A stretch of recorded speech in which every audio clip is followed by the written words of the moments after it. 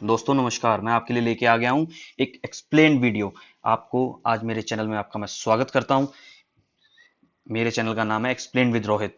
चलो हम स्टार्ट करते हैं। जैसा कि सबसे important topic one nation one ration card, इसके बारे में हम पढ़ने वाले हैं कि एक्चुअली ये है क्या one nation one ration card.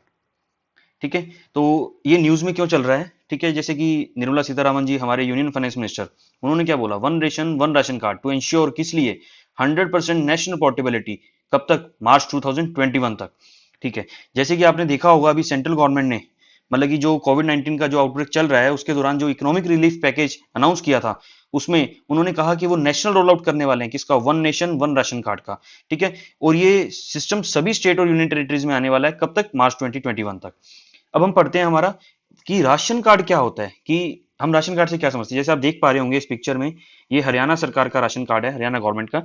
ये एक डॉक्यूमेंट है जो कि स्टेट गवर्नमेंट इशू करती है। ठीक है, अब इसमें क्या होता है कि ये स्टेट गवर्नमेंट किस लिए देती है, कि ताकि जो बेनिफिशियरीज हैं वो परचेज कर सकें essential commodities fair price shop से, किस पे, सब्सिडाइज रेट्स पे।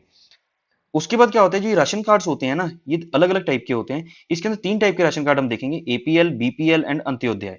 फैमिलीज को जो राशन कार्ड दिए जाते हैं, और जो राशन कार्ड होते हैं ना, इनको पीरियोडिकली रिव्यू किया जाता है, इनकी चेकिंग की जाती है, ताकि जो डुप्लीकेट राशन कार्ड है, अगर फेक राशन कार्ड है, उनको एलिमिनेट किया जा सके। नेक्स्ट पॉइंट आता है प्रूफ ऑफ आइडेंटिफिकेशन की तरह भी ये राशन कार्ड काम करते हैं। जैसे कि आपने देखा होगा, हम लोग जब कोई भी other document, government document apply करने के लिए जाते हैं, जैसे डोमिसाइल सर्टिफिकेट हो गया, हमारा नेम इंक्लूड करना है हमें इलेक्टोरल रोल्स में, तो वहां पे ये एज ए आइडेंटिफिकेशन प्रूफ काम करता है राशन कार्ड।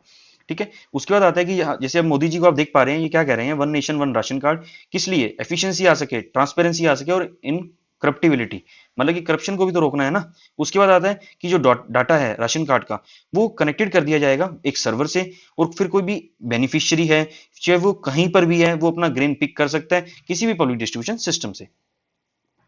उसके बाद हम देखते हैं कि one nation one ration card, actually ये सिस्टम है क्या।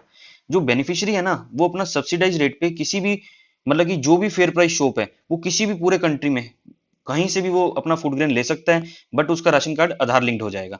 ठीक है, जो कि हमारा प्रेजेंट पब्लिक डिस्ट्रीब्यूशन सिस्टम है, जो भी अभी हमारा चल रहा है एट प्रेजेंट, उसमें क्या होता है कि किसी को भी अगर अपना फूड ग्रेन लेना है, तो वो उसी फेयर प्राइस शॉप से ले पाएगा जो उसकी लोकेलिटी में असाइंड है, जहां पे वो रह रहा है। कि जैसे हम जहां पे रहते हैं ना, जैसे हमारा राशन कार्ड होता है, उसके ऊपर एक एड्रेस होता है, उस एड्रेस में जो भी लोकेलिटी, उस लोकेलिटी में जो भी फेयर प्राइस शॉप असाइंड है, आपको वहीं से अपना जो फूड ग्रेन्स है वो कलेक्ट करना होता है। ठीक है, आफ्टर दैट जो पार्थ मुखोपाध्याय वर्किंग ग्रुप था, किसके ऊपर, माइग्रेशन के ऊपर, उसने क्या रिकमेंड किया था कि पोर्टेबिलिटी लाई जाए पब्लिक डिस्ट्रीब्यूशन सिस्टम में, और इसके बेनिफिट्स के बारे में भी उन्होंने बताया था। ये कब की बात है, 2017 की।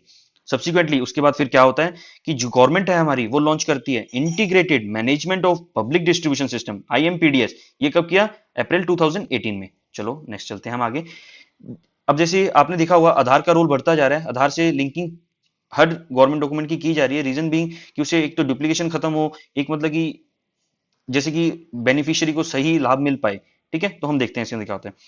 तो जो नया सिस्टम है ना, उसमें बेनिफिशियरी को आइडेंटिफाई किया जाएगा, किसके थ्रू, बायोमेट्रिक ऑथेंटिकेशन। जैसे आपने देखा होगा, हम सिम कार्ड लेने जाते हैं तो हमें हमारा थंब लगाना पड़ता है ना, बायोमेट्रिक, मतलब कि हमारे, मतलब कि बॉडी का कोई पार्ट, जैसे कि हम उसमें हमारा थंब यूज करते हैं, उससे ऑथेंटिकेशन हो जाएगा, तो इसे बोलते हैं बायोमेट्रिक ऑथेंटिकेशन। बायोमेट्रिक ऑथेंटिकेशन के लिए अलग अलग होते हैं, जैसे फिंगरप्रिंट हो गया आपका, आईज हो गए, आइरिस स्कैन करते हैं, ये सब चीजें बायोमेट्रिक के पार्ट होते हैं, ये बिल्कुल यूनिक होते हैं। ठीक है, फिर उसका देखते हैं हम कि अब ये बायोमेट्रिक ऑथेंटिकेशन होगा क्या, electronic point of sale devices पे। कहाँ पे ये इंस्टॉल्ड होंगी डिवाइसेस, फेयर प्राइस शॉप पे। जब हम फेयर प्राइस शॉप पे जाएंगे, वहां पे डिवाइस लगी होगी, हमें अपना बायोमेट्रिकली ऑथेंटिकेट करना होगा, और हमें हमारा राशन मिल जाएगा। ठीक है, अब ये जो माइग्रेंट है, इनको अलाउ तो किया जाएगा कि हम वो ले सकते हैं अपना फूड ग्रेन, बट उसके लिए लिमिट लगा दी गई है, maximum of 50% of family quota, ताकि ये इंश्योर किया जा सके कि इंडिविजुअल अगर एक जगह से दूसरी जगह शिफ्ट हो गया है, वो सारा एक ही बार में राशन ना खरीद ले। ठीक है, अब उसके बाद आता है कि जो 100%, अगर जब आधार की सीडिंग हो जाएगी, मतलब कि आधार को राशन कार्ड से कनेक्ट कर दिया जाएगा, जो पीई पीओएस डिवाइसेज है वो सभी फेयर प्राइस शॉप्स में इंस्टॉल हो जाएंगे, तो हमारा जो सबसे एक अच्छा टारगेट जो डिसाइड किया गया वो अचीव हो जाएगा, जिसे हम बोलते हैं national portability of ration cards. ठीक है, एक रियलिटी बन जाएगा, जो कि आज हमारी एस्पिरेशन है। ठीक है, उसके बाद आता है कि जो करंटली ये सिस्टम एनेबल कहाँ कहाँ पे है, 17 स्टेट्स एंड यूटीज में इस सिस्टम को अभी तक एनेबल किया गया है। अभी देख पा रहे होंगे आपके पास integrated management of public distribution system, ये ऐसा पोर्टल होता है जहां पे आपको देखने को वेरी चीजें मिल जाएंगी। तो मैं ये स्लाइड अपलोड कर दूंगा, आप उसका देख सकते हैं इसको।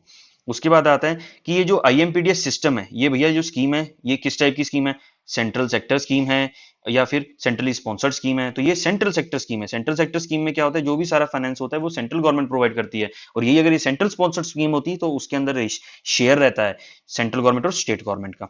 और ये अब जैसे कोई भी गवर्नमेंट स्कीम पे क्वेश्चन आता है तो हमें उसमें 2 लेयर ऑफ इन्फॉर्मेशन और हमें रिमेंबर रखना है, मतलब याद रखना है हमें। जैसे कि सबसे पहले आता है कि वो कौन सी मिनिस्ट्री ने या कौन सी मिनिस्ट्री के डिपार्टमेंट ने, कौन सी ऑर्गेनाइजेशन ने उसको इंप्लीमेंट करने का जिम्मेवारी लिया है। दूसरी बात आती है कि उसका हमारा टारगेट क्राउड क्या है, उस स्कीम का ऑब्जेक्टिव क्या है। ठीक है, तो हम इसमें कंटिन्यू करते हैं कि ये स्कीम को कौन इंप्लीमेंट करेगा, ministry of consumer affair food and public distribution है। फिर आता है उसके बाद ऑब्जेक्टिव्स। ऑब्जेक्टिव्स के अंदर क्या आएगा, इंप्लीमेंटेशन करना, नेशनल वाइड पोर्टेबिलिटी। ठीक है, अब फूड ग्रेन जो ये नेशनल फूड सिक्योरिटी एक्ट है ये इंश्योर करता है कि सबको फूड मिल पाए। बट क्या होता है कि उसमें नेशनल वाइड पोर्टेबिलिटी आ जाए, उस एक तो ये ऑब्जेक्टिव है। फिर एक डाटा, जो नेशनल लेवल डाटा की रिपोजिटरी रेडी हो जाएगी, जिससे क्या होगा कि जो बेनिफिशियरी का डाटा है, कई बार क्या होता है कि काफी लोग फेक कार्ड्स हैं, कभी कई लोगों ने दो दो जगह रजिस्टर कर रखा है, वो पता नहीं लग पाता, तो डी डुप्लीकेशन भी करना है बेनिफिशियरी के डाटा का। उसके बाद आता है एडवांस डाटा एनालिटिक्स टेक्निक्स को यूज किया जाएगा, जिससे ताकि कॉन्टिन्यूस इंप्रूवमेंट लाया जा सके। जैसा कि आप देखते हैं कि जो डाटा होता है वो एक रॉ इन्फॉर्मेशन होती है, उसको जब हम मीनिंगफुली प्रोसेस कर लेते हैं टेक्निक्स लगा के, एनालिटिक टेक्निक्स लगा के, तो उससे हम इंफॉर्मेशन एक्सट्रैक्ट कर सकते हैं और वो इन्फॉर्मेशन को बहुत अच्छे से यूज किया जा सकता है मीनिंगफुल डिसीजंस लेने के लिए। आफ्टर दैट अब हम पढ़ते हैं नेशनल फूड सिक्योरिटी एक्ट 2013, ये क्या है। ठीक है, ये इंप्लीमेंट किया गया in all states and UTs, benefiting 80.7 crore person, direct benefit transfer, cash transfer in 3 UTs, Chandigarh, Puducherry and Dadra and Nagar Haveli urban areas. Insuring citizen right to food security, ये मेन ऑब्जेक्टिव है नेशनल फूड सिक्योरिटी एक्ट का 2013। अब उसके बाद हम देखते हैं कि जो ये नेशनल फूड सिक्योरिटी एक्ट था ना, जब ये आया तो इसने ना जो अप्रोच थी ना वो शिफ्ट कर दी थी वेलफेयर अप्रोच से राइट बेस्ड अप्रोच में। उसके बाद जो ये लीगली एंटाइटल करता है कि 75% जो रूरल पॉपुलेशन है, ठीक है, उनको मतलब कि सब्सिडाइज फूड ग्रेन मिल जाएगा, जैसे TPDS, target public distribution system से हैं। जो नेशनल फूड सिक्योरिटी एक्ट है ये 81 करोड़ जो पर्सन है ना उनको एंटाइटल करता है कि वो फूड ग्रेन खरीद पाएंगे। जैसे कि राइस है 3 रुपीज पर केजी पे, व्हीट है वो 2 रुपीज पर केजी पे, और जो कोर्स ग्रेन्स हैं वो 8 रुपीज 1 पर केजी पे।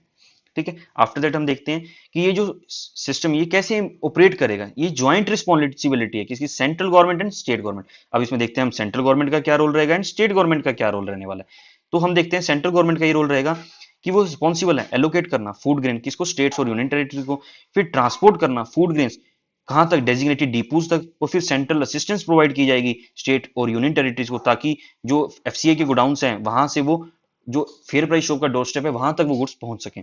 स्टेट गवर्नमेंट का क्या काम रहेगा, इनकी एक ऑपरेशनल रिस्पॉन्सिबिलिटी है, इसके अंदर आइडेंटिफाई करेंगे ये एलिजिबल फार्मर्स कौन है, ठीक है, सॉरी एलिजिबल फैमिलीज कौन सी हैं, और राशन कार्ड इशू करने का काम इनका रहेगा। फिर सुपरविजनिंग करना कि जो फेयर प्राइस शॉप्स हैं वो अच्छे से काम भी कर रही हैं या नहीं कर रही हैं। ठीक है, उसके बाद आता है हम देखेंगे कि टारगेट पब्लिक डिस्ट्रीब्यूशन सिस्टम ये कब लॉन्च हुआ, 1997 में। इसका फोकस क्या था, पुअर पीपल के ऊपर।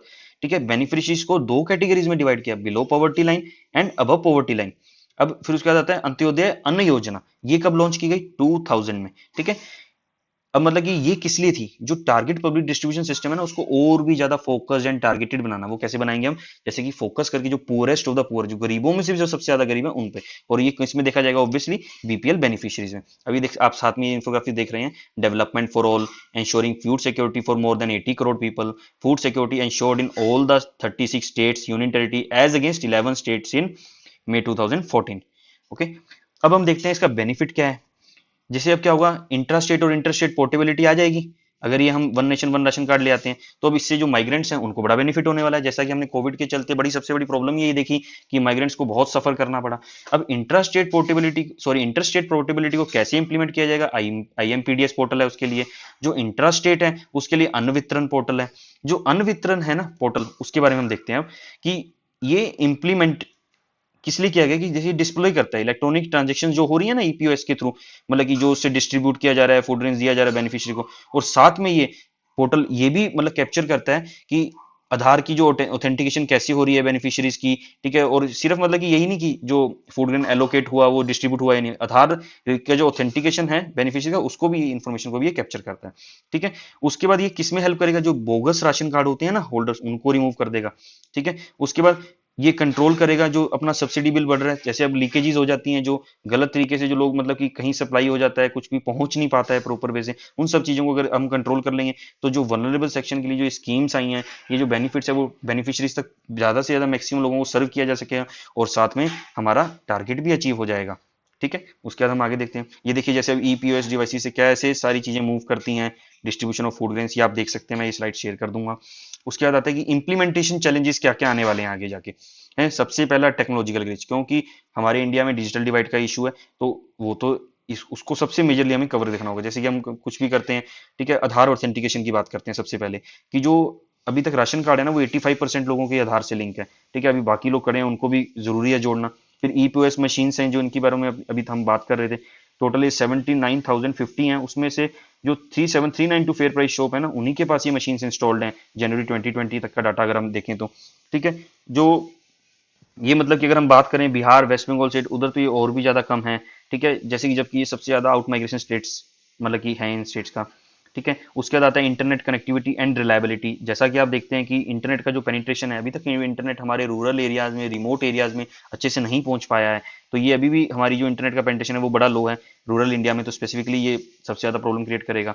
और आपको पता ही है हमारी सबसे ज्यादा पॉपुलेशन कहाँ पे है आज भी, रूरल एरिया में। अब आता है कि poor quality of rural electrification. जैसा कि आप देख रहे हैं कि आज भी हम ये नहीं कह सकते कि हर घर में इलेक्ट्रिसिटी है। ठीक है, तो अब अगर हम देखें तो जो ईपीओएस मशीन है उनको, अब ऑब्वियसली वो इलेक्ट्रॉनिक मशीन है तो उसको इलेक्ट्रिसिटी चाहिएगा। ठीक है, बट जैसे कि आप देखेंगे जो मिनिस्ट्री ऑफ रूरल डेवलपमेंट है हमारा 2000, उन्होंने एक सर्वे कंडक्ट किया था 2017 में। उन्होंने बताया कि सिर्फ जो हाफ विलेजेस ही है ना, वहां पे मोर देन 12 आवर्स की पावर सप्लाई रहती है, मतलब कि वहां पे भी 24 आवर्स की नहीं है, और पावर फेलियर्स भी बहुत ज्यादा रहते हैं। उसके बाद आता है ह्यूज गैप है डाटा पैटर्न्स में, डोमेस्टिक माइग्रेशन में। जैसे कि आपने देखा है स्टेट गवर्नमेंट को अप्रोप्रिएट क्वांटिटी ऑब्वियसली प्रोक्योर करनी पड़ेंगी ताकि वो लोगों को सर्व कर पाए, दे पाए, जो उनकी रिक्वायरमेंट पे है पूरी कर पाए। ठीक है, बट जैसा क्या होता है कि हमारे यहाँ पे कभी एकदम से माइग्रेशन हो जाता है, जैसे अनप्लान डिस्ट्रेस माइग्रेशन, जैसे अब आपने देखा कि लोग एकदम से वापिस चले गए अपने, तो मतलब कि ये सारा जो होच हो जाता है इसको कैसे मैनेज किया जाए। तो हमारे पास एक डाटा होना चाहिए प्रॉपर कि कौन पर्सन कहाँ पे है, कैसे वो कहाँ काम कर रहे हैं, तो ये सब चीजें बहुत जरूरी हैं। उसके बाद आता है सेंटर स्टेट रिलेशंस के बारे में। अब आपने देखा होगा कि जो स्टेट है उसको इम्प्लीमेंटेशन कर मतलब कि जैसे कि अब जैसे जो इम्प्लीमेंटेशन करेंगे हम इसका, ठीक है, तो एक तरह से इसको अलाइन करना पड़ेगा स्टेट की पॉलिसीज के साथ। ठीक है, तो एक तरह से ये एनक्रोचमेंट होगा मतलब कि स्टेट के सब्जेक्ट्स पे, तो इससे एक तरह से मिसट्रस्ट क्रिएट हो सकता है सेंट्रल और स्टेट गवर्नमेंट के बीच में। तो इसलिए हमें जो कोऑपरेटिव फेडरलिज्म के प्रिंसिपल्स हैं उनको बड़ा यूज करके एक अच्छा कॉर्डियल और कोऑपरेटिव रिलेशन एस्टेब्लिश करना पड़ेगा। जैसा कि आप देख पा रहे हैं सभी को मिलकर चलना होगा, तभी ये हमारा ऑब्जेक्टिव अचीव हो पाएगा। उसके बाद आता है disincentivising provisions for local food habits. जैसा कि आपने देखा है कि हर एरिया की लोकल फूड हैबिट्स अलग होती हैं, जबकि ये सिस्टम तो वन नेशन है, तो मतलब कि इसमें तो यूनिफॉर्मिटी हो जाएगी। तो मतलब कि उसको जैसे कि हमने देखा है सेंट्रल गवर्नमेंट जो एलोकेशन देती थी वो तो है ही है, बट स्टेट गवर्नमेंट कुछ एडिशनल भी एलोकेशन देते हैं, जैसा कि आयोडाइज सॉल्ट हो गया, स्पाइसेस हो गए, पल्सिस हो गए, जैसी कि उनकी कैपेसिटी और जैसी वहाँ की नीड रहती है उसके अकॉर्डिंगली। ठीक है, अब मतलब कि बर्डन है जो एलिजिबल बेनिफिशियरी हर स्टेट में अलग अलग है, क्योंकि किस वजह से माइग्रेशन होता है, कोई लोग कुछ स्टेट से जा रहे हैं, कहीं पे वो जा रहे हैं तो वहां पे बर्डन बढ़ जाएगा। ठीक है, तो उन सब चीजों को देखेंगे तो, और सबकी डाइवर्सिफाइड डाइट्स हैं, ऐसा नहीं है कि सबकी डाइट्स एक हो, तो मतलब कि उन चीजों को भी कैटर करने में थोड़ा सा प्रॉब्लम आने वाला है। ठीक है, अब देखते हैं कि हम अल्टीमेटली हमें इससे बेनिफिट क्या होने वाला है, कि कंक्लूजन हम क्या ड्रॉ कर सकते हैं, कि ऑब्वियसली कुछ चीज के बेनिफिट भी होते हैं, कुछ प्रॉब्लम्स भी होते हैं, बट हमें प्रॉब्लम्स को एलिमिनेट करना है और जो बेनिफिट्स है उनको मैक्सिमम हार्नेस करना है, मतलब सबसे ज्यादा उनका फायदा हमें जनरेट करने की कोशिश करनी है। जैसा कि हमारा सस्टेनेबल डेवलपमेंट गोल है जीरो हंगर। ठीक है, अब उसके बाद and hunger, achieve food security and improve nutrition and promote sustainable agriculture. ठीक है, ये हमारा एसडीजी 2 है। ठीक है, उसके बाद सस्टेनेबल डेवलपमेंट गोल 2 है, वो कहता है no hunger, 925 million people worldwide will go to bed hungry tonight. देखो कितनी बुरी बात है, हमें कोशिश करनी चाहिए कि हमारा एग्रीकल्चर प्रॉस्पर करे ताकि हमारा ये गोल अचीव हो सके। तो जो one nation one ration card है, अगर हम इस स्कीम को इंप्लीमेंट करना चाहते हैं सक्सेसफुली, तो हमें बहुत से अडल्ट को क्रॉस करना होगा, बट इसमें पोटेंशियल तो है कि मतलब कि सबसे फूड मोस्ट वनरेबल सेक्शंस तक पहुंच पाए। अगर हम ये अचीव कर लेते हैं तो इससे बहुत अच्छे लेवल तक जो फूड सिक्योरिटी है वो एश्योर की जा सकती है। It can be prove to be instrumental, ये बहुत मतलब कि महत्वपूर्ण साबित हो सकता है अगर हम मतलब कि इसको इंप्लीमेंट करते हैं अच्छे से, तो हमारा सस्टेनेबल डेवलपमेंट गोल 2 भी अचीव हो जाएगा, जैसा कि मैंने इन्फोग्राफिक में आपको अभी एक्सप्लेन किया। ठीक है, अब क्या होगा कि और ये हमें अचीव भी करना है बाय 2030 तक, ये इंडिया का कमिटमेंट है। ठीक है, तो दोस्तों इसी के साथ मैं अपने इसको बस यहीं पे फिनिश करूंगा। Thank you so much. Please आप अपना फीडबैक शेयर करें कि आपको ये सब मेरा लेक्चर कैसा लगा। Thank you so much.